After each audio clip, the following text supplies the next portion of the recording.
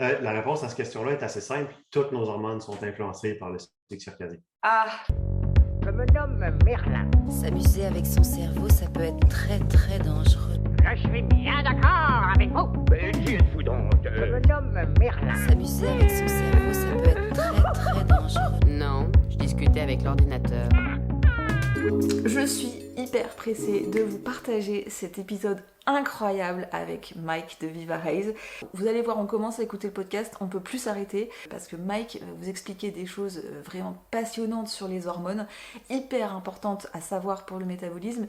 Il vous les explique d'une manière très simple, très fluide, très naturelle, qui fait que tout semble logique, tout semble faire sens, et c'est vraiment des choses qu'on a besoin de savoir aujourd'hui pour comprendre notre métabolisme. Je voulais vous rappeler que maintenant je travaille avec Viva Raise et que si vous êtes intéressé par les produits, vous avez 15% sur tout le site. Donc vous avez des lunettes comme ça pour la journée, vous verrez que pendant le podcast on va en parler, qui sont quasiment transparentes. Franchement on les voit pas, personne ne peut dire que vous avez des lunettes avec un filtre. Vous avez aussi des lunettes pour la soirée, les oranges, vous avez des lunettes pour le soir. Je crois que les oranges sont en ce moment en rupture, mais qu'elles vont revenir en novembre, il me semble. Et surtout, il y a une très grande nouveauté chez Viva Raise et je pense que le concept est vraiment exceptionnel et inédit. Alors, je ne les ai pas parce que je viens juste d'apprendre que c'était sorti, mais ils ont sorti une série de lunettes qui est destinée aux personnes qui peuvent pas vraiment sortir sans leur correction, mais pour leur permettre d'absorber les UVA et les UVB. Parce que quand vous avez vos lunettes traditionnelles avec votre correction, ces lunettes sont faites pour vous bloquer aussi les UVA et les UVB, parce que dans les anciennes croyances, on pensait que c'était nocif. En réalité, c'est ce qu'on vous explique dans ce podcast. Vous en avez besoin pour votre cycle circadien, vous en avez besoin pour vos hormones, vous en avez besoin pour perdre du poids, vous en avez besoin pour avoir de l'énergie, vous en avez besoin pour la thyroïde. Enfin, c'est infini ce pourquoi vous en avez besoin, et vous ne pouvez pas vous en couper sans que ça pose des problèmes. Mais il y a des personnes qui ne peuvent pas sortir sans leurs lunettes. C'est vrai que moi je le fais de sortir sans mes lunettes, mais franchement le nombre de personnes que je vois pas et tout, des fois c'est embêtant. Et donc là c'est des lunettes où on pourra mettre notre correction, mais on pourra quand même absorber les UVA et les UVB. C'est une révolution parce que ça n'existe nulle part ailleurs. Et mes 15% sont valables sur ces produits-là avec le code SUPERKETO. Et maintenant, je vous demande de mettre plein de likes à cette vidéo, remercier Mike de l'avoir fait avec moi, et je vous laisse avec la vidéo. Donc la dernière fois qu'on a fait le podcast avec Rudy, il nous a partagé son histoire, et moi en fait j'avais aussi envie de connaître la tienne, parce que je me dis qu'on peut pas arriver à travailler chez Viva Raise, à travailler dans les trucs de lunettes pour les lumières bleues par hasard, et que sûrement, ça m'intéresse de savoir comment t'es arrivé là, quoi. OK. Rudy, l'autre fois, il nous a dit qu'il y avait du TDAH. Moi, c'était principalement des problèmes de sommeil. Ouais. Donc, vers l'âge de 16 ans, j'ai commencé à avoir des gros problèmes de sommeil. Puis, de façon intuitive, je savais que c'était pas normal à 16 ans d'avoir besoin de prendre des somnifères pour dormir. C'est pas normal à n'importe quel âge, mais à 16 ans encore moins. Ouais. Donc, j'ai commencé à faire plus d'exercices, à changer mon alimentation, à prendre des suppléments, à essayer différents biohacks. Puis, malgré tout ça, ça s'améliorait un peu, mais il en restait beaucoup quand même du problème. Puis, vers la fin de l'université, j'ai découvert Dr. Jack Kruse, qui est un neurochirurgien aux États-Unis.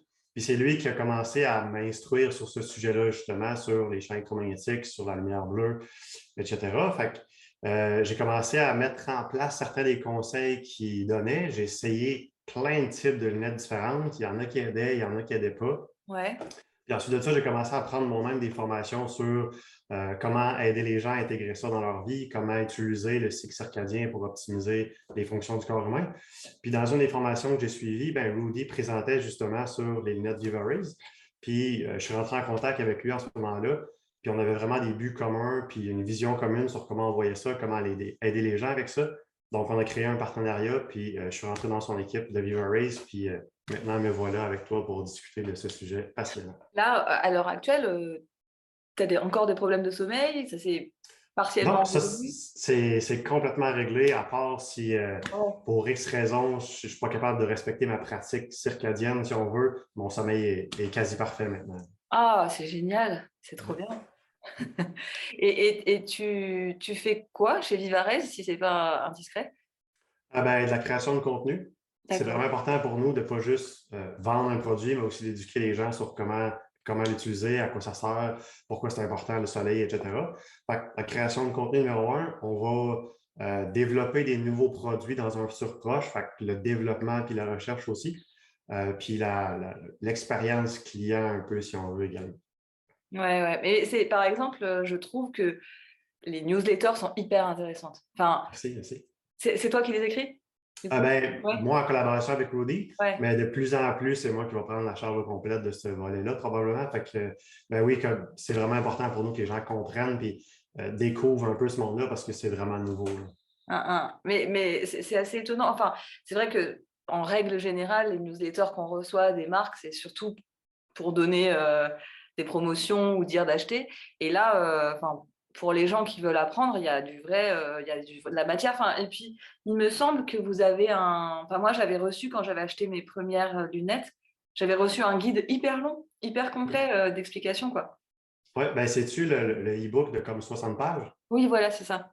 Je suis en train de le traduire d'ailleurs, donc probablement que le moment où ce podcast-là va être sorti, tu devrais avoir un lien pour pouvoir l'offrir à ceux qui parlent uniquement français aussi. Ah, ça serait génial, ça serait génial. Mais c'est vrai qu'il était bien fait. Et admettons qu'on ne connaisse pas grand-chose sur le sujet, on rentre dedans, quoi. Il y a vraiment les premiers pas et tout, quoi. C'est super intéressant. Oui, c'est une belle initiation. Alors, en fait, dans la dernière interview qu'on a fait, j'ai vraiment trouvé que c'était hyper intéressant, l'histoire du cortisol et de la mélatonine et tout ça. Et je me suis demandé, en fait, s'il y avait d'autres hormones que le cortisol et la mélatonine qui soient circadiennes, quoi, qui soient influencées par les lumières bleues, les lumières naturelles. Oui. La réponse à cette question-là est assez simple. Toutes nos hormones sont influencées par le cycle circadien. Ah! Donc, par plusieurs mécanismes, mais absolument chacune de nos hormones le sont. Fait que ce soit les hormones thyroïdiennes, les hormones sexuelles, le cortisol, la mélatonine, l'insuline, le soleil ou notre cycle lumière noirceur a un impact sur chacune de ces hormones. Une de celles que la plupart des gens connaissent peu, c'est la leptine, Oui. qui est une hormone majeure dans le corps qui sert à régulariser toutes les fonctions du métabolisme. Fait que le gain, la perte de poids, le système immunitaire, le système endocrinien, la fertilité, la gestion de l'énergie. Donc, cette hormone-là est particulièrement sensible au cycle lumière-soleil, justement. Puis lumière-noirceur, pardon. Puis elle est située dans notre gras sous-cutané, donc le gras qu'on a juste en dessous de la peau. Puis normalement, elle va mesurer la quantité d'énergie qui est présente dans notre corps. Une fois qu'on a fini de manger puis qu'on est dans le noirceur le soir, après 3 à 4 heures de noirceur, elle va rentrer dans notre cerveau pour indiquer à notre système nerveux c'est quoi les réserves de disponibles. Donc, c'est un peu comme la jauge d'essence dans la voiture. Puis, si ce mécanisme-là est brisé, bien, imaginez que vous avez une voiture, mais vous ne savez jamais c'est quoi la quantité d'essence qu'il y a à l'intérieur. Qu'est-ce que vous allez faire? Bien, vous allez à la station d'essence du moment où vous allez prendre la voiture pour être certain que vous ne manquerez pas d'essence. Puis, bien, vous allez probablement rouler moins vite aussi pour ne pas en brûler parce que vous voulez être sûr qu'il en reste. Donc, le corps va faire la même chose. Si votre leptine ne fonctionne pas bien, vous allez manger beaucoup plus pour être sûr d'avoir de l'énergie. Puis votre métabolisme va être ralenti pour être sûr qu'il vous reste de l'énergie dans une situation de survie, par exemple. Fait que ça a vraiment un impact sur tout. Puis si la leptine diminue votre métabolisme, ben après ça, toutes les autres hormones vont ralentir, si on veut, ou vont devenir dysfonctionnelles. La métaphore est hyper intéressante parce que je savais que plus ou moins la leptine, ça avait un rapport avec la gestion du poids, mais dit comme ça paraît presque logique. Et je ne sais pas si toi et tes auditeurs, vous connaissez bien les hormones thyroïdiennes. Il y en a qui sont produites au contact des UVA. Exactement. Fait que la tyrosine, qui est un acide aminé, c'est un acide aminé qu'on dit aromatique. Donc, dans sa structure physique, il y a un anneau de benzène. Puis toutes les molécules qui ont un anneau de benzène sont des trappes à photons. Donc, ils vont capturer l'énergie lumineuse, justement, puis c'est ça qui va venir les activer. Puis toutes les hormones thyroïdiennes dérivent de la tyrosine, justement. Donc, non seulement c'est important d'avoir de la lumière pour créer des hormones thyroïdiennes, mais en plus, même si vous avez un niveau d'hormones thyroïdiennes suffisant, vous pouvez avoir ce qu'on appelle la T3 inverse, qui est une hormone thyroïdienne inactivée, qui va empêcher les hormones thyroïdiennes standards de venir se lier à leurs récepteurs puis d'avoir une action biologique. Fait il y a beaucoup de patients ou patientes qui ont des résultats de thyroïde normaux, mais qu'à cause du fait que leur RT3 est élevé, ben, même si le niveau est optimal, ça n'a pas d'action biologique, donc ils ont tous les symptômes de quelqu'un qui manque d'hormones thyroïdiennes. Et c'est pour ça qu'ils ne sont pas diagnostiqués, du coup, parce que... Exactement, parce que la leptine, en tout cas, tout du monde au Québec, n'est jamais évaluée dans les prises de sang, Donc, quelqu'un qui a une leptine qui est élevée, qui est résistant à la leptine, va avoir une T3 inversée qui est élevée, qui va venir bloquer les autres hormones thyroïdiennes. Fait que si on n'évalue pas la leptine, qu'on évalue juste les hormones thyroïdiennes, tout peut avoir l'air normal, mais la personne peut souffrir de tous les symptômes d'hypothyroïdie possibles. Oui, et c'est pour ça que c'est important de connaître les symptômes, justement. Oui, c'est vraiment important de se baser sur les symptômes du patient pour faire un diagnostic puis un plan de traitement aussi. Et est-ce qu'on sait à dire à peu près combien de temps faudrait qu'une personne passe dehors pour accumuler assez de photons, enfin pour avoir la capacité justement de créer des hormones thyroïdiennes? Ouais. Bien, plus la personne est malade, plus ça va nécessiter de temps. Puis l'exposition matinale pour vraiment se charger en photons est importante, mais l'exposition à la noirceur ou l'absence de lumière le soir est importante parce que pour que la leptine puisse faire son travail, il faut que ça fasse au moins 4 heures qu'on n'ait plus de lumière pour qu'elle puisse rentrer dans le cerveau. Donc, si quelqu'un se couche à 1 heure du matin et regarde son cellulaire juste avant de se coucher, bien, l'écran de cellulaire, c'est l'équivalent du soleil à midi. Fait que la leptine ne peut pas faire son travail, les niveaux montent, puis on devient de plus en plus résistant à la leptine.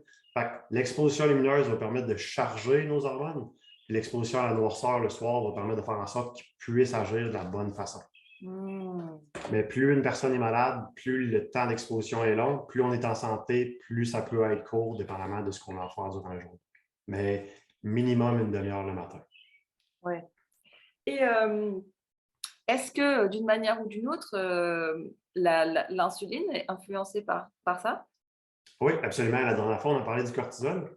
Tout ce qui est stresseur va augmenter notre niveau de cortisol. La lumière bleue artificielle, c'est un stresseur pour le corps humain. Donc, plus le cortisol monte, plus le taux de glucose sanguin va monter. Plus le taux de glucose sanguin va monter, plus on a besoin d'insuline pour venir le rebalancer. Puis l'autre chose, c'est que plus vous êtes exposé à de la lumière artificielle, surtout tard le soir, plus vos niveaux de leptine vont monter. Puis la leptine a pratiquement la même structure que l'interleukine 6, qui est une molécule du système immunitaire qui est pro-inflammatoire. Puis cette molécule-là vient détruire les cellules bêta de Langerhans dans le pancréas qui sont responsables de sécréter de l'insuline. Donc, quelqu'un que les niveaux de leptine vont monter, bien, son pancréas va être tranquillement, peu à peu détruit, puis il va développer du diabète ou de la résistance à l'insuline avec le temps. Oh. Fait que la leptine puis l'insuline ont vraiment un lien, la lumière puis l'insuline ont vraiment un lien également. Mais c'est fascinant comme les hormones, en fait, quand on commence à en toucher une. C'est vraiment une cascade. Puis c'est comme un orchestre, en fait. Tu as le chef d'orchestre qui est l'hypothalamus dans le cerveau. Puis après ça, ben, chacune des hormones doit jouer sa symphonie à elle. Et je ne savais pas, par exemple, que ça allait jusqu'aux hormones sexuelles, en fait. Dans le fond, l'hormone mère, au niveau des hormones sexuelles, c'est la prégnénolone. Cette hormone-là est créée dans nos mitochondries. Puis pour que nos mitochondries soient capables de la produire, il faut qu'ils soient exposés aux fréquences infrarouges qui sont émises par le soleil et non par la lumière artificielle. Donc, si quelqu'un que ses mitochondries fonctionnent bien, sont exposés à la lumière infrarouge, vont créer de la prégnénolone. Puis la prégnénolone ensuite devient du DHEA et ensuite de ça peut devenir soit du cortisol, soit testostérone, estrogène ou progestérone. Donc, quelqu'un que son mécanisme de mitochondrie ne fonctionne pas bien, bien, c'est sûr que la chaîne qui va descendre ensuite, toutes les hormones sexuelles vont diminuer. Et alors, il me semble que la dernière fois, justement, quand on parlait avec Rudy, je ne me rappelle plus très bien, mais il me semblait qu'il disait que quand on est derrière une vitre, une fenêtre, il reste que majoritairement du bleu, du vert. Je crois que c'est ça qu'il disait. Exact. Tout ce qui est infrarouge, tout ce qui est UV vient d'être filtré par la vitre. C'est zéro ou c'est...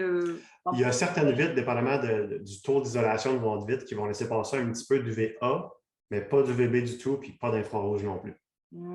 Donc, c'est pour ça que c'est important d'aller à l'extérieur. Puis ça, c'est sans lunettes, sans verre de contact, sans lunettes de soleil, pas à travers une vitre, vraiment à l'exposition directe. Mais qu'est-ce qu'on pourrait répondre aux gens qui disent « Mais oui, mais aujourd'hui, on ne peut plus se mettre à la lumière du soleil parce que c'est dangereux. » Bien, je peux les comprendre parce que moi, à la base, j'avais la peau très, très blanche. Puis je sortais 30 secondes pour aller mettre les poubelles au chemin. Je prenais un coup de soleil. 2 jours après, je pleumais puis ça redevenait blanc.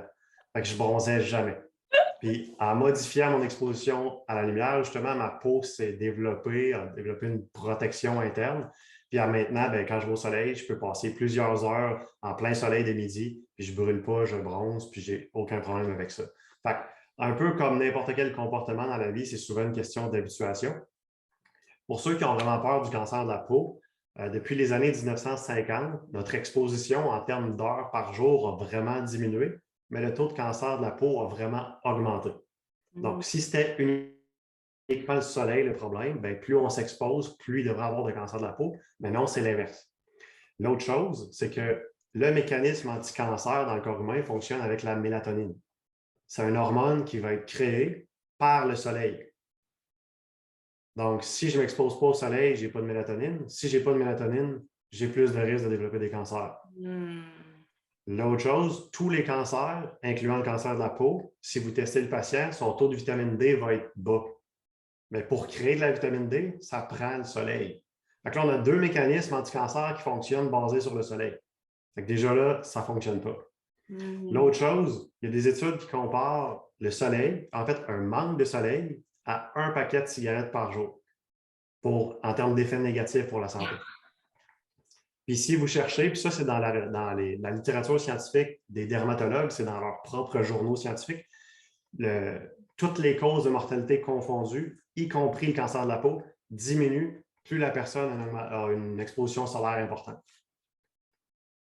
Fait que normalement, quelqu'un qui s'exposerait au soleil, si c'était vraiment ça la cause du cancer de la peau, bien, plus il s'exposerait, plus il y aurait de risque, mais c'est l'inverse.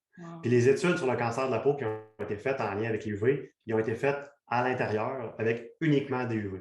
Ils n'ont pas été faites avec le spectre du solaire complet qui est contrebalancé par l'infrarouge également. Puis le dernier argument que je pourrais donner, c'est les crèmes solaires, ils fonctionnent avec un indice d'FPS. Bien, si vous avez un taux de mélatonine optimal, ça vous donne l'équivalent d'un FPS 15 naturellement. Ah ouais? Exact. Fait il y a une façon de s'exposer au soleil de façon intelligente, de façon à développer une protection naturelle. Fait les rayons infrarouges viennent stimuler la mélatonine, qui est anti-cancer et qui vous donne une protection naturelle, puis vient préparer votre peau à l'arrivée des rayons UV. C'est pour ça que le matin tôt, il y a de l'infrarouge, mais il n'y a pas de rayons UV. C'est le moment parfait pour sortir, exposer votre peau pour la préparer aux rayons UV qui vont arriver plus tard. Une fois que vous vous êtes exposé, le soir, c'est la même chose. Les rayons UV disparaissent, il reste infrarouge, puis ça permet de réparer les dommages qui ont été causés par les UV durant la journée. Le matin, vous préparez, le soir, vous réparez. Mais c'est tellement bien fait. Enfin, moi, je trouve ça incroyable, quoi. Quand on s'y met, on se rend compte que la nature nous donne absolument tout ce qu'on a besoin. Ouais, c'est... Et ce que tu dis là, ça me parle parce que en juin, j'étais à un congrès qui s'est fait en Suisse sur le métabolisme en lien... Enfin, le thème, c'était autour de la diète cétogène, mais en fait, c'était surtout des médecins et des cancérologues et qui venaient parler de leur expérience avec des patients et des diètes. Mais le sujet était plus vaste. Et en fait, ceux qui partageaient leurs données, et que ce soit pour le cancer, mais aussi d'autres maladies, vraiment d'autres problèmes métaboliques, des désordres métaboliques, des désordres de fonctionnement mitochondrial, de plein de trucs, et ben en fait, il y avait toujours la carence de vitamine D vraiment marquée, qui était... Oui, puis malheureusement, les suppléments de vitamine D qui sont disponibles, c'est la forme inactivée de la vitamine D. Puis dans l'activation de la vitamine D, il y a une étape de photoisomérisation, puis le nom dit photo pour soleil. Oui. Fait que prendre un supplément de vitamine D, c'est l'équivalent d'aller au gym puis demander à votre entraîneur de faire vos push-ups pour vous, comme dirait mon mentor Jack Cruz. C'est pas la même chose, malheureusement. Puis l'autre chose, c'est que dans la pilule de vitamine D que vous avez, c'est une seule molécule qui est inactivée, mais le soleil va créer de la vitamine D, mais la vitamine D, le soleil va créer, il y en a une vingtaine, une trentaine de variations différentes dans la peau, puis ils viennent toutes jouer des rôles différents. Puis non seulement ça crée de la vitamine D, mais ça crée aussi 900 autres produits chimiques, molécules biochimiques dans votre corps. Fait que l'effet de la vitamine D créé par le soleil puis la supplémentation, c'est deux mondes complètement différents. À la base, ça a été suggéré comme intervention parce que plus on s'éloigne de l'équateur, plus les risques de cancer et de maladies auto-immunes augmentent.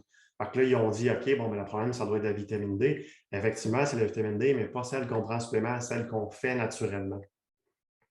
Fait que les gens qui sont à l'équateur, ils ont accès à des rayons UVB toute la journée, toute l'année même. Donc, ils sont capables de faire de la vitamine D de façon constante. Plus on s'éloigne vers le nord ou vers le sud, moins il y en a durant l'année. Moi, au Québec, je suis capable d'en faire d'à peu près du 15 mai au 15 août. Donc, si je ne m'expose pas assez et que je ne fais pas assez de réserve durant ces quelques mois-là, le reste de l'année, je peux en manquer. Puis là, des problèmes au niveau immunitaire peuvent apparaître. Mais ce n'est pas une question de manque de supplémentation, malheureusement. Ce n'est pas si simple que ça. Mais alors, du coup, moi, ça m'intéresse parce que, donc, admettons que tu veuilles te dire, bon, moi, j'ai de la vitamine D que du 15 mai au 15 août, donc j'ai pas beaucoup de temps, il faut que je monte mon taux. Où est-ce qu'il faudrait monter pour, à quel taux il faudrait arriver pour pouvoir faire tes réserves pour jusqu'au 15 mai de l'année d'après, quoi? Ouais, les recherches ils varient vraiment beaucoup en dosage. Il y en a qui recommandent 20 nanogrammes, puis il y en a qui recommandent 120 nanogrammes. Je te dirais que la valeur que tu vois dans tes prises de sang n'est pas nécessairement représentative parce que Ah ce bon? que tu veux, c'est vraiment la forme active qui n'est jamais mesurée dans les prises de sang. Tu veux que celle-là soit dans des niveaux normaux. Fait que le niveau de forme inactivée, le 25 OH vitamine D, ça ne dit pas nécessairement l'état réel de ton système immunitaire versus la forme active qui est le 1,25 OH vitamine D. Donc, il n'y a pas vraiment de marqueur cible à atteindre dans un monde idéal, surtout pour les gens comme moi qui n'ont pas accès à des rayons UV longtemps dans l'année. Exposez-vous le plus possible. Puis, de toute façon, votre corps, comme on disait la dernière fois, il y a un mécanisme d'autorégulation. Plus vous allez bronzer, moins vous allez faire de vitamine D. Fait que vous ne pouvez pas en créer de façon naturelle en excès. Fait qu'exposez-vous le plus possible de façon graduelle au début de question de développer une protection solaire naturelle. Mais il n'y a pas de valeur cible que je peux te donner pour tout le monde. Puis Ouais, que tu vives à l'Équateur, en France ou au Nunavut, ça ne sera pas la même chose non plus. Parce que je crois que la dernière fois, quand je t'avais posé la question, je t'avais dit, bah alors comment tu fais vu que tu vis au Québec? Tu me disais aussi que des fois, tu fais des voyages, enfin des vacances. Exact. Au moment pré-pandémie, j'allais dans le sud. Maintenant, à la maison, j'ai une lampe Sperti, SPERTI, qui Mais me c'est permet hyper d'avoir des cher, ça, UVB. non? Oui, mais c'est une des meilleures solutions que j'ai trouvées pour ma situation. Oui. Sinon, ben, dans tout ce qui est poisson d'eau douce, œufs de poisson, puis dans certains aliments, il y a moyen de retrouver de la vitamine D. Donc, ça permet de. Puis vu qu'elle a été créée de façon naturelle, c'est un poisson qui était à l'état sauvage, ben, ça permet d'avoir tous les autres produits, molécules que le corps crée comparé à l'avoir en pilule, par exemple. OK. Donc, mes deux solutions l'hiver, c'est la lampe UVB de temps en temps, plus je modifie un peu mon alimentation pour être sûr que j'ai un apport suffisant. Oui, non, mais Puis moi, je vais dans le sud. j'en voulais une aussi de lampe comme ça. Mais c'est vrai que nous, en France, on peut quand même se débrouiller parce qu'on a une plus grande, fenêtre d'UVB que vous, quoi. Donc, Absolument. mais c'est vrai que pour ceux qui n'ont pas la possibilité dans leur quotidien d'aller. Enfin, quand c'est l'hiver, enfin, quand c'est février et que en fait, des UVB, tu n'en as que entre midi et demi et 14h15. Puis dépendamment de l'indice UV, ben, même si tu en as, si l'indice UV est de 3, ben, tu vas faire 20 unités en 3 heures. Ouais, j'avais utilisé l'appli D-Minder. Et c'est Mhm. comme ça que j'avais découvert que quand on dit aux gens, oui, oui, si vous passez une demi-heure par jour dehors, c'est bon, ben, c'est totalement faux. Parce que si tu es habillé, qu'il y a des nuages, que l'indice UV, il n'est pas bon et que tu passes Tu une as de la demi-heure crème dehors, solaire. ben, il va rien. Oui, tu as du maquillage ou une crème, mais il ne va rien se passer du tout. Tu n'as Non, rien exact. fabriqué. Puis, en fait, c'est encore plus compliqué que ça parce que si tu vis dans un grand centre urbain, puis qu'il y a vraiment, vraiment beaucoup d'antennes cellulaires, puis que les champs électromagnétiques sont élevés, même si tu es dehors, tout nu, pas de crème solaire, tu ne pourras pas créer de vitamine D. Mais non. Ouais. Ouais. C'est pour ça que si tu regardes aux États-Unis, les villes qui ont été les plus touchées par le COVID, ben, c'est les grands centres urbains, justement, parce que même si les gens étaient dehors, personne n'avait de vitamine D. Puis du moment que la vitamine D est basse, ben, tu es vraiment plus propice aux infections ou aux complications d'infection. Ah ouais, mais ça, je ne savais pas du tout. C'est Mhm. c'est hyper intéressant. Et tu penses qu'il faut être. C'est quoi la limite de ville je ne sais pas, il faut combien d'habitants pour être dans un grand centre où tu ne peux plus fabriquer de vitamine D? Écoute, il n'y a pas d'études à date qui a vraiment testé par nombre d'habitants, voir si 100 000 tu es correct, puis 120 000 tu es pas correct.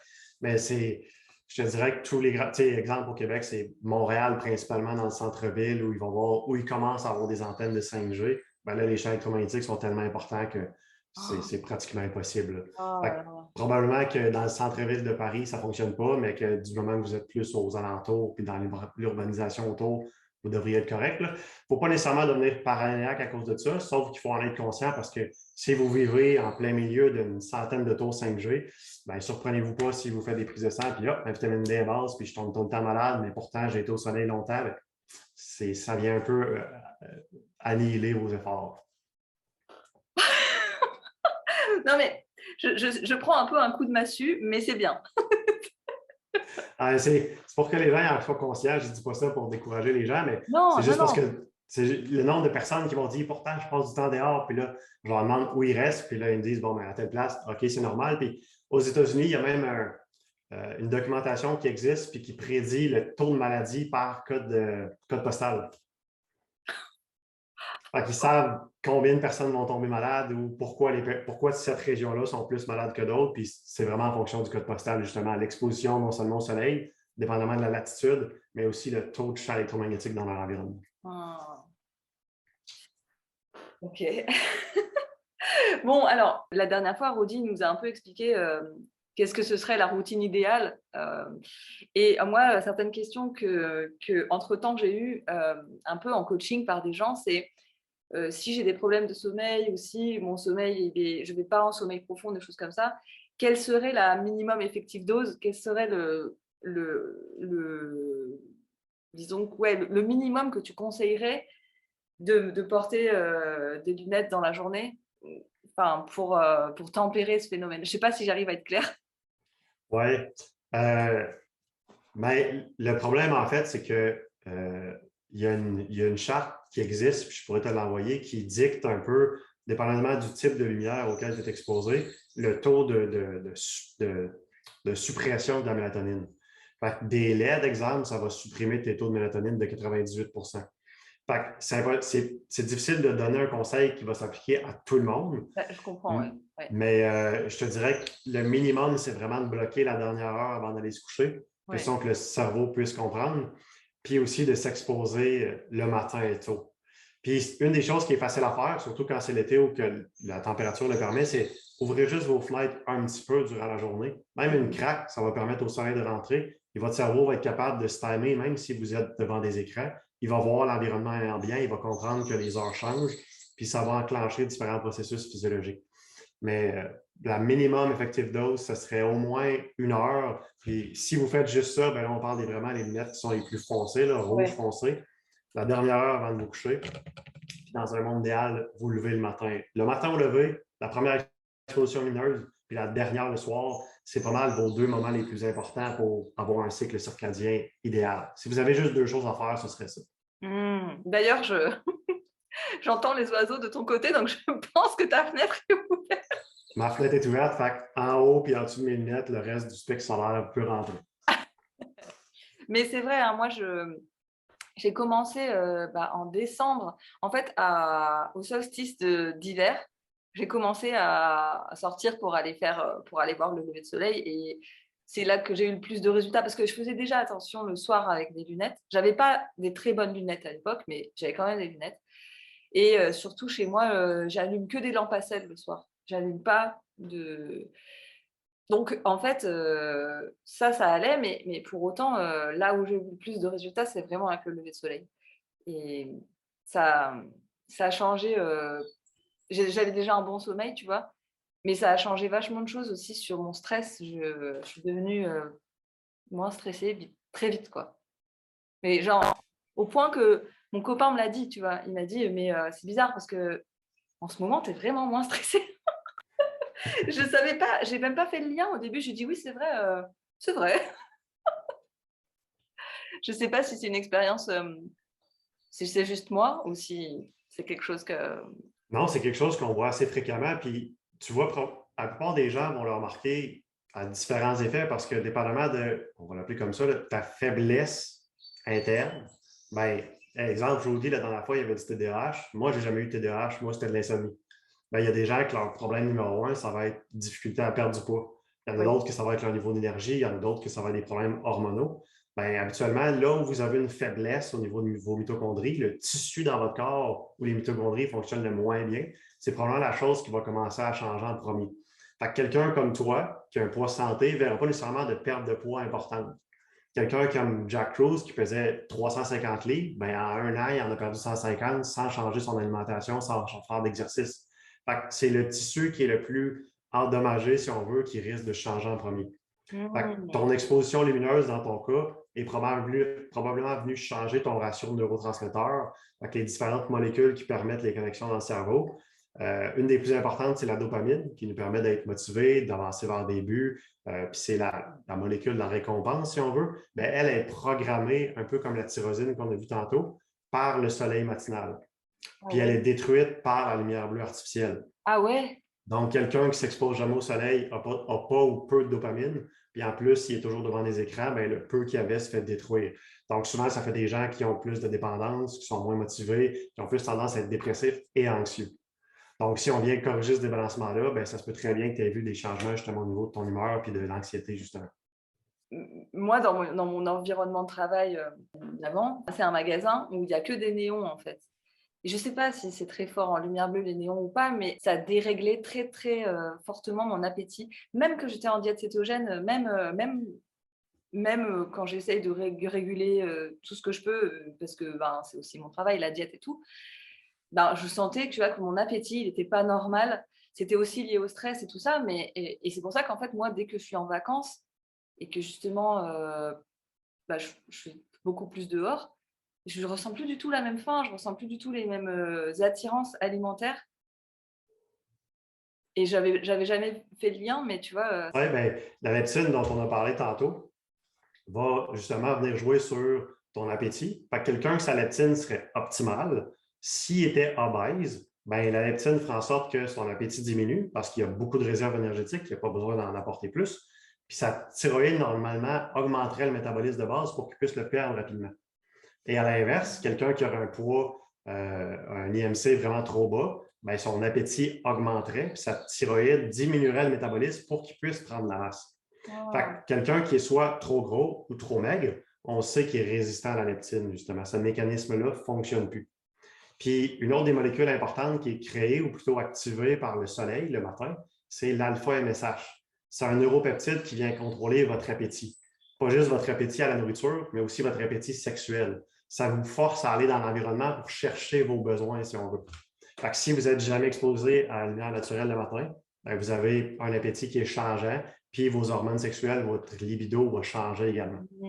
Puis une des dernières choses dont on peut parler en lien avec l'appétit, c'est que dans votre mitochondrie, vous avez ce qu'on appelle une chaîne de transport d'électrons. C'est une chaîne à 5 étapes. La nourriture rentre au début, elle est transformée, puis ça finit en molécule d'énergie. Bien, les électrons qui sont dans une molécule, dans un glucide, et les électrons qui sont dans un lipide ne vont pas entrer aux mêmes étapes. Donc, dépendamment de la lumière auquel vous êtes exposé, bien, il y a des étapes qui vont fonctionner plus que d'autres. Fait que si vous êtes dans un environnement où les rayons UV sont forts, bien, vous êtes dans un environnement où normalement il y a des glucides, il y a des fruits, il y a des légumes. Oui. Donc, l'étape numéro 1, où les glucides sont supposés arriver, va fonctionner à plein régime, puis vous allez être capable d'utiliser les électrons qui sont présents dans ces glucides-là. Quelqu'un qui va être en Russie l'hiver, je n'ai peut-être pas choisi le bon pays dans ce moment-ci, mais quelqu'un qui va être dans un pays nordique l'hiver, bien, il n'y a pas de rayons UV, donc l'étape numéro 1 ne fonctionne pas. Par contre, dans son environnement, il y a plein d'animaux, donc il y a du gras puis il y a des protéines. Là, c'est vraiment le temps d'avoir une diète cétogène parce qu'il faut que ça commence à l'étape 2, puis l'étape 2, c'est les électrons en lien avec les lipides. Donc, dépendamment de votre environnement, représente quoi? L'alimentation qui est disponible à vous, si on oublie les supermarchés 24 heures sur 24 l'année longue, bien, c'est l'alimentation est supposée varier, puis l'input dans vos mitochondries est supposé changer en fonction de ce à quoi vous êtes exposé. Donc, quelqu'un qui a un cycle circadien normal, optimal, bien, à mesure que les saisons changent, ses besoins alimentaires, ses goûts alimentaires sont supposés changer en fonction des saisons également. C'est super intéressant. Oui, ça explique aussi pourquoi, en fait, notre glycémie et notre poids et tout ça ne réagissent pas de la même façon à la même diète tous les moments de l'année, quoi. Enfin… Exactement. Puis, dépendamment de l'endroit sur la planète où vous êtes également. Oui. Vos ancêtres vont être importants parce que nos mitochondries viennent uniquement de notre mère. Ah bon? Puis, dépendamment, si vous faites évaluer votre génétique, vous pouvez déterminer ce qu'on appelle un haplotype, qui est le variant de mitochondries que vous avez. Puis, dépendamment, ça fait combien de générations que vos ancêtres sont partis de l'Afrique puis ont migré soit autour de l'équateur ou plus vers les pays nordiques, bien, vous êtes fait pour être exposé à un soleil qui est fort, si vos ancêtres ont toujours vécu à l'équateur, ou vous êtes fait pour être régularisé par une exposition à une température qui est froide, s'ils ont migré vers le nord. Et dépendamment de l'haplotype que vous avez des mitochondries qui sont vraiment faites pour tolérer le soleil et le sucre, ou vous avez des mitochondries qui sont vraiment faites pour tolérer le froid et plus les gras. Ah ouais. Donc, l'environnement est important, mais de savoir d'où vous provenez puis c'est quoi votre génétique est aussi important également. Ça va vous permettre, dépendamment de l'environnement où vous êtes, de vous adapter un petit peu mieux. Mais c'est vrai, c'est aussi pour ça, du coup, qu'il y a des personnes qui arrivent à avoir des résultats en low carb, par exemple, et d'autres qui ont besoin d'être dans un cétogène plus strict. Exact, exact. Mais, aux États-Unis, il y a ce qu'on appelle les Indiens PIMA. Ces gens-là, s'ils mangent plus que 20 grammes de glucides dans une journée, vont prendre du gras. Même si leurs calories sont très, très peu. Donc, ces gens-là sont vraiment faits pour être sur du cétogène à l'année longue. C'est hyper intéressant. Et alors, du coup, puisqu'on parle d'alimentation, si on considère que on est des êtres circadiens, que nos hormones, du coup, sont influencées par le rythme circadien, est-ce qu'il y aurait un rythme alimentaire, de prise alimentaire, qui serait idéal pour se synchroniser, justement? Oui, absolument. C'est important ce qu'on mange, c'est encore plus important quand est-ce qu'on mange. Si on recule à l'homme des cavernes, la vision nocturne humaine n'est pas si développée que ça. Donc, la nuit, on était beaucoup plus à risque vis-à-vis des prédateurs. C'était beaucoup plus difficile pour nous de détecter soit une proie ou un fruit ou un légume pour le cueillir ou un animal pour le chasser. Donc, déjà là, on était habitué de manger puis de s'approvisionner en nourriture le jour. Si vous regardez les dernières recherches qui ont été faites sur le cycle circadien et l'alimentation, particulièrement celle du docteur Sachin Panda, vous allez vous rendre compte que ceux qui font un jeûne intermittent, les résultats sont vraiment meilleurs quand la période de nutrition est uniquement durant le jour. Au Québec, ceux qui font le jeûne intermittent, souvent vont sauter le petit déjeuner ou le déjeuner pour nous. Ils vont déjeuner ou dîner, puis ils vont manger le repas du soir. Même si vous gardez le même nombre de calories. Si sur 3 repas, vous mangez 2500 calories, manger le même nombre de calories plus tôt dans la journée que tard va vous amener de meilleurs résultats. Une des raisons, c'est la leptine qu'on a parlé tantôt. Elle va pouvoir faire son travail, entrer dans le cerveau puis donner des indications à votre cerveau 4 heures après votre dernière exposition lumineuse et 4 heures après votre dernier repas également. Parce que tous les pics d'insuline vont venir bloquer ce mécanisme-là. Donc, si vous mangez trop tard ou que vous mangez trop sucré, vous allez avoir des pics d'insuline le soir ou la nuit. Ça va venir empêcher la leptine de fonctionner. Puis tranquillement, pas vite, vous allez développer une résistance. Puis là, il va y avoir des problèmes immunitaires, de fécondité, d'hormones, etc. qui vont apparaître. Le proverbe de petit déjeuner comme un roi, déjeuner comme un prince, puis souper comme un pauvre, il est vraiment efficace. Puis pour retrouver une sensibilité à la leptine, puis retrouver une fonction optimale, un des mécanismes les plus efficaces, c'est d'avoir un gros déjeuner riche en gras et en protéines, puis de diminuer notre apport alimentaire à mesure que la journée augmente. Donc, dans un monde idéal, on mange tôt, on évite de manger tard. Puis, une autre chose qu'on peut parler en lien avec le timing de l'alimentation, c'est d'éviter les collations. Il faut que votre corps soit capable de régulariser sa glycémie sans avoir constamment un apport de nourriture. Si vous mangez 3 repas par jour, maintenez-vous à 3 repas, prenez pas 3 autres collations. C'est pas normal d'avoir tout le temps besoin d'un apport alimentaire pour se sentir bien. Ça bloque la leptine de prendre beaucoup de prises alimentaires? Ça ne va pas nécessairement. Ça va venir jouer sur la leptine, oui, mais normalement, votre foie, une vraie faim typique, c'est quand votre taux de sucre sanguin va commencer à diminuer. C'est le signal pour le corps que vous avez besoin d'un apport alimentaire. Mais votre foie, normalement, est supposé être capable de faire de la néoglucogénèse. Donc, d'aller chercher vos réserves de gras, transformer ça en glucides pour que votre taux de glucides sanguins revienne normal. Si vous apportez constamment de la nourriture, ce mécanisme-là va arrêter, votre foie va devenir paresseux, puis toutes vos réserves énergétiques, vous allez les emmagasiner en gras. Non seulement du gras apparent, mais aussi du gras viscéral. Puis ça, c'est très, très pro-inflammatoire. Puis tout ce qui est inflammatoire vient bloquer la leptine, puis empêcher les mécanismes circadiens de fonctionner de façon optimale. Ok. Et donc, si une personne, par exemple, en hiver, elle a le soleil qui se couche tôt, est-ce qu'il vaut mieux carrément pas manger une fois que le soleil est couché? L'idéal, ce serait de ne pas manger une fois que le soleil est couché. Mm. Au Québec, pour mon expérience, le soleil vers le, le 21 décembre va être couché à partir de 3h30. Ah Donc, ouais. quelqu'un qui a une famille et qu'il va finir de travailler à 5 heures, qui a des jeunes enfants, je peux comprendre que c'est un petit peu difficile de ne pas souper. Surtout que souvent, c'est comme le seul moment qu'ils ont en famille. Donc, dans un monde idéal, au moins les derniers repas de la journée, il faudrait que ce soit un petit repas, pas trop riche. Ouais. Mais c'est sûr que l'idéal, ce serait de ne pas manger une fois que le soleil est couché.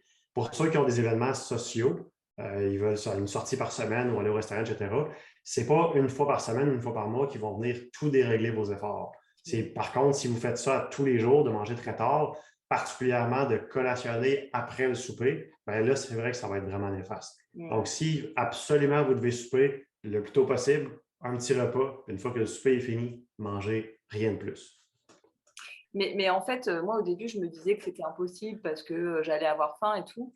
Et j'ai remarqué qu'en portant les lunettes, enfin, moi, je travaille dans mon magasin, enfin, je travaillais dans mon magasin jusqu'à tard. C'est-à-dire qu'on ferme à 20h et puis après, on ferme les caisses et tout. Donc, on est devant l'écran des caisses jusqu'à 20h30. Puis, c'est stressant parce que voilà. Et, donc, d'habitude, quand je rentre chez moi, en fait, que j'ai mangé ou pas, j'ai toujours faim, tu vois. Et je me disais que j'y arriverais jamais. Mais en fait, quand on fait l'effort de se réguler avec les lunettes, enfin, ce qui n'est pas un effort parce qu'on les porte et voilà, et ben, c'est bizarre, mais quand j'arrivais chez moi, je me sentais plus d'avoir si faim que ça. Et en fait, je me sentais dans un état où j'avais envie de profiter justement qu'on arrivait vers la nuit, tu vois? Et donc étrangement, enfin ça paraît fou à dire, mais c'est comme si les lunettes, elles m'avaient aidée avec l'appétit. À la fois Oui, pour mais que tu vois? Ouais. ouais, c'est normal. Puis je pense que Rudy l'a dit la dernière fois un peu. Un cycle circadien qui est optimal, c'est la facilité. On n'a plus besoin de forcer pour rien. Les processus naturels du corps prennent place. Puis l'alimentation le soir, c'est vrai, il y a beaucoup de gens qui ont de la misère à ne pas manger le soir parce qu'ils sont constamment stimulés par la lumière bleue. Et Puis oui. ça augmente votre appétit, puis ça vous donne faim, surtout pour des choses qui ne sont pas nécessairement bonnes pour la santé. Mais l'autre chose que souvent les gens remarquent ou me disent quand je parle du soleil, c'est ah, mais moi, je ne suis pas un lève-tôt. Moi, j'aime pas ça me lever tôt, c'est impossible pour moi, il faut que je snooze, je ne suis pas levable avant 9 heures. Pareil comme ton appétit avec les lunettes, à force de mettre les lunettes le soir puis de s'exposer graduellement le matin, votre heure de réveil va être de plus en plus tôt, puis il va vraiment se timer avec le soleil. Vous n'aurez même plus besoin d'horloge pour vous lever, ça va être Non. naturel pour vous. Puis vous n'aurez pas besoin de forcer, ça va être facile. Puis le corps humain, la santé, c'est ça, c'est supposé être facile. Si vous devez forcer, il y a quelque chose qui manque dans votre équation. Mais je pense que dans notre environnement, vu le monde dans lequel on vit, ben, les lunettes, on peut difficilement faire sans parce qu'on est tout le temps, enfin, à part si les gens, ils peuvent éclairer chez eux avec des lumières rouges, mais dans ce cas-là, ils obligent toute leur famille à être dans le Red District le soir. Bon. Mais Les voisins nous regardent bizarre des fois. parce que tu utilises une lumière rouge, Oui. mais tu l'utilises parce que tu penses que justement, enfin, parce que les lunettes te suffisent pas ou quel est le but pour toi? Non, j'utilise un peu tout ça ensemble. Fait que si, exemple, pour X raison, je dois regarder la télévision, ben, je choisis de regarder la télévision le soir, ben là, je vais porter les lunettes. Si je vais lire, par exemple, ben moi, j'ai une vue normale, je n'ai pas besoin de lunettes pour voir. Donc, je vais mettre une lumière rouge à ce moment-là, de faible intensité qui va me permettre juste de lire. Fait que ça va me permettre un peu de ne pas avoir les lunettes, justement. Fait que, je combine vraiment les deux. Fait que la plupart du temps, moi, je travaille parfois jusqu'à 20 heures. Fait que là, en ce moment, le soleil se couche à cette heure-là. Fait que j'ai la chance d'avoir encore du soleil, mais l'hiver, à partir de 3h30, 4h l'après-midi, je dois les porter. Mais je fais vraiment une combinaison des deux. Mais c'est vrai qu'aujourd'hui, c'est difficile de vivre dans un environnement qui est optimal au niveau circadien parce que tout est éclairé, tout se passe sur un écran, puis c'est rendu, ça fait partie de nos vies, en fait. Le but, ce n'est pas nécessairement de se débarrasser de tout ça, mais c'est plus d'apprendre à vivre avec, justement, puis d'utiliser des outils comme les lunettes pour pouvoir minimiser l'impact négatif que ça a sur nos vies. Et d'ailleurs, ça me fait penser à une question que j'avais depuis longtemps. admettons quelqu'un, tu vois, qui habite dans un immeuble et il veut aller voir le lever de soleil, mais si il sort de chez lui, en fait, il y a des lampadaires et tout ça, donc il doit marcher pour aller jusqu'à un endroit où il peut voir le lever de soleil sans avoir un lampadaire à côté de lui. Comment gérer cette transition-là, quoi? Dans le fond, il y a tout type de lumière a une température. Le lever du soleil, c'est à peu près 1600 Kelvin. Un globe LED blanc, ou LED plutôt, blanc, c'est 6500 Kelvin, qui est l'équivalent du soleil à midi. Le problème avec cette situation-là du lampadaire le matin, c'est que chaque température, chaque fréquence lumineuse apporte une information puis a un impact biologique différent. Fait que si la personne se lève puis qu'elle regarde soit son écran de cellulaire directement ou une lumière forte comme un lampadaire, ben elle passe de 0, les yeux fermés, à 6500 tout d'un coup. C'est l'équivalent d'avoir un aéroport puis d'avoir tous les avions qui arrivent et qui partent en même temps. Ça fait ce qu'on appelle du chaos, puis en biologie, du chaos, c'est de l'inflammation. Dans un monde idéal, la première exposition lumineuse, ça serait le lever du soleil. Quelqu'un qui a vraiment beaucoup de lumière sur son chemin d'ici au lever du soleil, ça pourrait être une bonne idée de porter les lunettes. Si vous avez la chance de sortir, parce que, en tout cas, moi, du moment que le soleil commence à se lever, les lampadaires se ferment dans ma rue, fait que je n'ai pas ce problème-là, mais s'il reste ouvert longtemps, ben, si vous ne fixez pas directement le lampadaire, mais vous vous focussez plus sur le soleil, vous allez mitiger pas mal l'impact que ça va avoir. Mais si vous avez, exemple, 3 corridors, 2 ascenseurs avec plein de néons à passer, ben, personnellement, oui, je mettrais mes lunettes jusqu'à temps que je sois dehors. Ouais. Mais parce qu'en fait, moi, j'ai un jardin et j'ai un lampadaire juste à côté, quoi. Et donc, du coup, quand je me lève, bah, jusqu'à présent, je mettais les lunettes jusqu'à ce que le lampadaire s'éteigne, quoi. Et après, mais du coup, je perds une partie de mon lever de soleil et c'est pour ça que je me suis posé la question. Sinon, tu peux prendre un tire-roche et briser le lampadaire. Bah oui. Mais oui. Merci. Je vais te poser une question qui est difficile, je pense que tu vas me détester. Mais c'est parce que j'aimerais... Est-ce que tu penses que tu pourrais essayer de résumer ou principaux bienfaits qu'il pourrait y avoir pour que si une personne fait l'effort de se synchroniser justement à son rythme circadien, finalement, qu'est-ce qu'elle peut voir en premier changer dans sa vie? Hey, un peu comme je disais tantôt avec les tissus qui sont impactés de façon différente chez tout le monde, Oui. il n'y aura pas un symptôme en particulier qui va disparaître pour tout le monde. Ça va être différent pour chaque personne. Ouais. Ce qui est important de prendre en considération, c'est que c'est quelque chose qui va se faire graduellement. Fait que si ça fait des années que vous êtes malade ou que vous avez un symptôme particulier, ça fait des années qu'il y a un tissu dans votre corps qui est dysfonctionnel. Donc, il faut être patient. Des fois, c'est assez surprenant la vitesse à laquelle ça change. Rudy, quand il est parti en camping, ça a pris 3 jours, puis tout d'un coup, il était capable de se lever tôt. Mais ça, il était vraiment dans un environnement parfait. Donc, aucune lumière artificielle, que du soleil toute la journée. Fait que plus vous êtes exposé à justement un environnement parfait, plus ça va être rapide. Les gens qui ont des maladies intestinales, ben, les cellules de la membrane intestinale, normalement, se renouvellent aux 3 jours. Fait que ça se peut que dans un environnement parfait, en 3 jours, votre problème soit réglé, dépendamment c'est quoi. Fait que, dépendamment chez vous, c'est quoi le problème principal, quel tissu a été le plus touché, c'est ça qui risque de changer. Mais je te dirais qu'en général, ce que je vois le plus, c'est amélioration du sommeil, du niveau d'énergie. Puis après ça, c'est du cas par cas. Chez moi, ça a été le sommeil en premier, puis ma capacité à bronzer en deuxième, à tolérer le soleil. Mais chez la plupart des patients, c'est vraiment soleil-énergie. Puis une fois que le corps a plus d'énergie, bien là, tout est plus facile, non seulement au niveau de vos interactions dans la vie, mais pour votre corps aussi, parce qu'un tissu qui va manquer d'énergie, c'est un tissu qui va être malade. Fait qu'un cœur qui manque d'énergie, bien, ça va être une maladie cardiovasculaire. Quelqu'un qui en manque au niveau musculaire, ça va être de la fibromyalgie. Quelqu'un qui va manquer d'énergie dans le cerveau, ça va être Alzheimer, dépression, anxiété.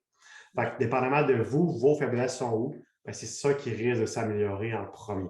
Fait que soyez patient, puis restez à l'affût, vous allez probablement être surpris de voir certains symptômes disparaître. Mais ça peut vraiment avoir un impact sur tout. Fait que je sais que c'est général comme réponse, mais c'est la vérité. Non, mais je comprends. En fait, j'aurais peut-être dû poser la question à l'inverse, finalement.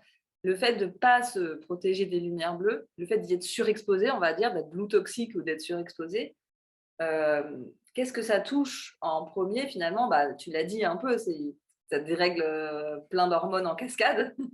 Ça dérègle plein d'hormones en cascade, puis encore une fois, dépendamment de vos faiblesses, si, exemple, vous avez eu une commotion cérébrale avec un impact au niveau du lobe frontal, vous gardez une certaine faiblesse à cet endroit-là, bien, ça se peut que les premiers symptômes qui apparaissent, ce soit l'anxiété, le cerveau dans le brouillard, difficulté à se concentrer, versus quelqu'un que dès son plus jeune âge était obèse, a réussi à perdre du poids, puis là, tout d'un coup, son environnement lumineux change, puis devient très dysfonctionnel. Ça se peut que la perte de poids, le gain de poids, pardon, arrive de façon assez drastique.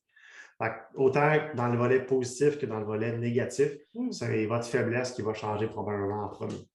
Puis dans le cas des gens tu as sûrement déjà eu des gens qui étaient sur la diète cétogène depuis des mois, puis que soit leur hémoglobine glyquée ou l'insuline restait toujours élevée. Ouais. Et ça, souvent, c'est un signe même si tu es sûr qu'ils mangent bien, souvent, c'est un signe de lumière bleue toxique dans leur environnement, justement.